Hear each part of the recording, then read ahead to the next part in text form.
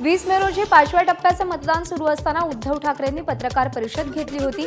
त्याबाबत केंद्रीय निवडणूक आयोगाचे राज्य निवडणूक आयोगाला आदेश, योग्य ती कारवाई करा असं सांगितलं गेलं।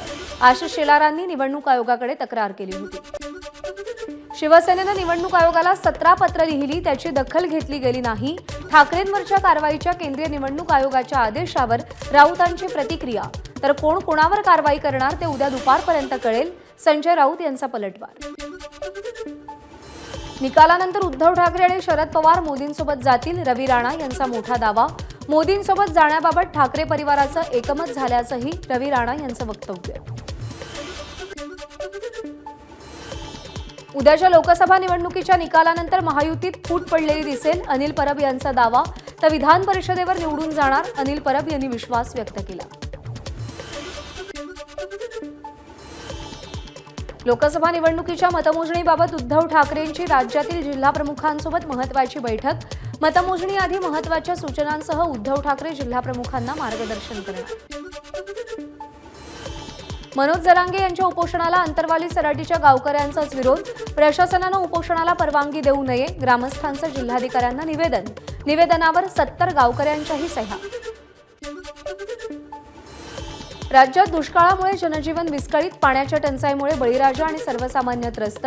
राज्य सरकारनं तातडीनं पावलं उचलली नाहीत तर महाराष्ट्रातल्या जनतेच्या हितासाठी संघर्षाची भूमिका घ्यावी लागेल, शरद पवारांचा शिंदेंना पत्रातून इशारा। सह्याद्री अतिथीगृहावर 6 जून रोजी मुख्यमंत्र्यांच्या उपस्थितीत विशेष बैठकीचं आयोजन।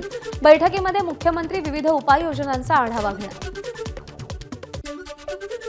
मुख्यमंत्री एकनाथ शिंदेंनी राज्यातील सगळ्या जिल्हाधिकारी आणि विभागीय आयुक्तांकडून दुष्काळी परिस्थितीवरती आढावा घेतला, तातडीनं मदत करण्याचे निर्देश। ठाकरे गटाचे मुंबई पदवीधर मतदारसंघाचे उमेदवार अनिल परब आणि मुंबई शिक्षक मतदारसंघाचे उमेदवार ज.मो. अभ्यंकर यांनी उमेदवारी अर्ज दाखल केले। माजी आरोग्य मंत्री दीपक सावंत शिंदे गटाकडून मुंबई पदवीधर मतदारसंघाची निवडणूक लढणार। 5 जून रोजी सकाळी दीपक सावंत आपला उमेदवारी अर्ज दाखल करणार। लोकसभेच्या निकालाआधीच विधानसभेसाठी मोर्चे बांधणी। उदगीरचे माजी भाजप आमदार सुधाकर भालेराव यांनी शरद पवारांची भेट घेतली। एकनाथ शिंदे मुख्यमंत्री असेपर्यंत महाराष्ट्र सुरक्षित, अभिनेता अनु कपूर यांनी विश्वास व्यक्त केला। अनु कपूर यांनी ठाण्यामध्ये मुख्यमंत्री शिंदेंची भेट घेतली। धमक्या येत असल्यानं महिला कलाकार आणि निर्माता दिग्दर्शकांना सुरक्षा देण्याची मागणी केली। जितेंद्र आव्हाडांसारख्या माणसांमुळे पक्ष सोडला। राष्ट्रवादीचे युवा आघाडीच्या अध्यक्षपदाचा राजीनामा दिल्यानंतर धीरज शर्मा यांची आव्हाडांवर टीका। मुंबईतले रस्ते, नालेसफाई आणि पूर नियोजनाच्या उपाययोजनांची सद्यस्थिती काय? आदित्य ठाकरेंचे एक्सवरून सीएम शिंदेंना सवाल। ठाणे शहरात मान्सूनपूर्व पावसाच्या सरी, पावसामुळे ठाणेकरांना उकाड्यापासून काहीसा दिलासा। कल्याण आणि डोंबिवलीमध्ये मान्सूनपूर्व पावसाच्या सरी, सकाळपासून असलेल्या ढगाळ वातावरणानंतर दुपारी पावसाच्या रिमझिम सरी। मुंबई क्रिकेट असोसिएशनचा 2024-25चा सीझन आजपासून सुरू। एमसीए कडून होम ऑफ द चॅम्पियन्स थीमचं अनावरण। या कार्यक्रमाला एमसीए अध्यक्ष अमोल काळे, अजिंक्य रहाणे, धवल कुलकर्णी, अभिषेक नायर, शार्दुल ठाकूर, सरफराज खान उपस्थित होते।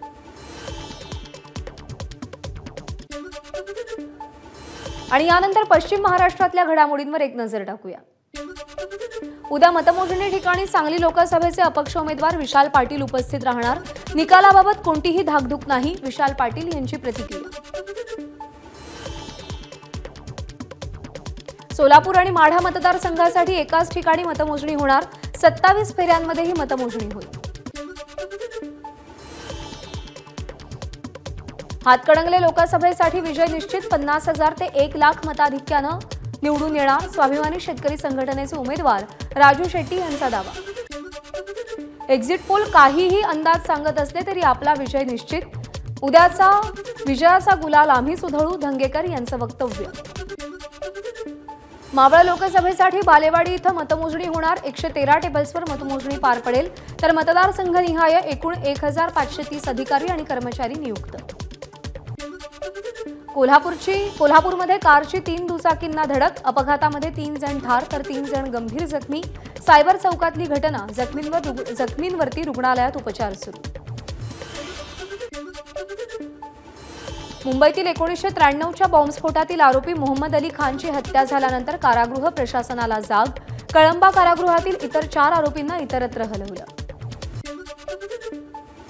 पुण्याच्या वेल्ह्यामध्ये एका मुलीला जमिनीच्या वादातून जिवंत जाळण्याचा प्रयत्न करणारे सुप्रिया सुळेंचे कार्यकर्ते रुपाली चाकणकर यांचा गंभीर आरोप. मराठवाड्यातल्या घडामोडींवर यानंतर एक नजर टाकूया. निकालाला अवघे काही तास शिल्लक असताना इम्तियाज जलील यांचा फिटनेसवर फोकस. निकालाची चिंता नाही, यश किंवा अपयश यापैकी काहीतरी एकच मिळेल, जलील यांची प्रतिक्रिया. धाराशिवमध्ये मतमोजणीसाठी 500 पोलिसांचा बंदोबस्त. 1200 अधिकारी आणि कर्मचारी मतमोजणीसाठी तैनात.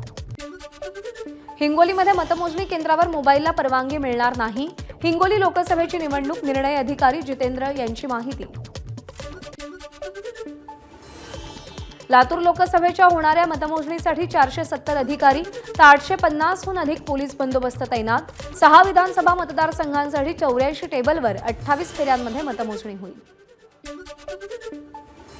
जालना लोकसभेच्या मतमोजणीसाठीची तयारी पूर्ण. जालना शहरातील औद्योगिक परिसरातील शासनानं अधिग्रहित केलेल्या गोडाऊनवर मतमोजणी पार पडेल. परभणीमध्ये मतमोजणीची तयारी पूर्ण. वसंतराव नाईक कृषी विद्यापीठातील कृषी अभियांत्रिकी महाविद्यालयामध्ये मतमोजणी होईल. 6 हॉलमध्ये मतमोजणी केली जाईल. जवळपास 450 पोलीस अधिकारी आणि कर्मचाऱ्यांचा बंदोबस्त.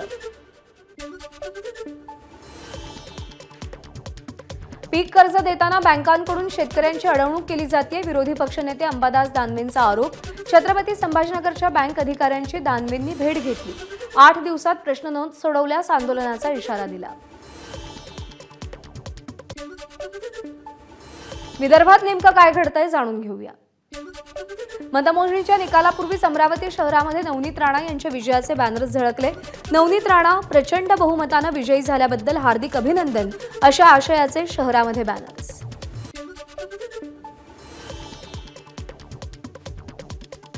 महाविकास आघाडीच्या नेत्यांनी नवनीत राणांचं काम केलं. निकालाआधी रवी राणांचा मोठा दावा, तर नवनीत राणा मोठ्या मताधिक्यानं निवडून येतील असाही विश्वास व्यक्त केला.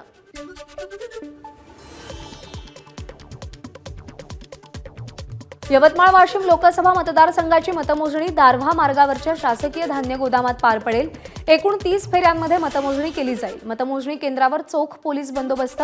800 कर्मचारी मतमोजणी करणार. अहमदनगर आणि शिर्डी लोकसभा मतदारसंघासाठी MIDCतील वखार महामंडळ इथे मतमोजणी. 27 फेऱ्यांमध्ये मतमोजणी होईल. 21 CCTV कॅमेऱ्यांसह जवळपास 500 पोलिसांचा फौजफाटा तैनात. लोकसभा निवडणुकीच्या मतमोजणीतून लोकांच्या विश्वासावर शिक्कामोर्तब होईल. आपला विजय निश्चित. अकोल्याचे भाजप उमेदवार अनुप धोत्रेंनी विजयाचा विश्वास व्यक्त केला. ब्रह्मोस एरोस्पेस लिमिटेड कार्यालयातील संवेदनशील माहिती शत्रूंना पाठवणाऱ्या शास्त्रज्ञ निशांत अग्रवालला जन्मठेपेची शिक्षा. 8 ऑक्टोबर 2018 रोजी UP आणि महाराष्ट्र ATSनं संयुक्तरित्या नागपूरमधून निशांत अग्रवालला अटक केली होती. आणि यानंतर उत्तर महाराष्ट्रातल्या घडामोडींवर एक नजर टाकूया. राजकारण विरहित शिक्षकांच्या प्रश्नांवर काम करण्यासाठी नाशिक शिक्षक मतदारसंघाची निवडणूक लढवतोय. राजेंद्र विखेंची उमेदवारी अर्ज भरल्यानंतर प्रतिक्रिया. 7 जूनपर्यंत महायुतीच्या निर्णयाची वाट बघणार असल्याचंही वक्तव्य. एक्झिट पोलचा निकाल आल्यानंतर सत्कार करण्यासाठी नागरिकांनी गर्दी केली. जळगाव लोकसभेच्या महायुतीच्या उमेदवार स्मिता वाघ यांची प्रतिक्रिया. शिरूर लोकसभा मतदारसंघात अमोल कोल्हेंना शुभेच्छा देणारे बॅनर्स. शिरूरमध्ये अमोल कोल्हे आणि शिवाजीराव आढळराव पाटील यांच्यात लढत. ABP माझा, उघडा डोळे बघा नीट.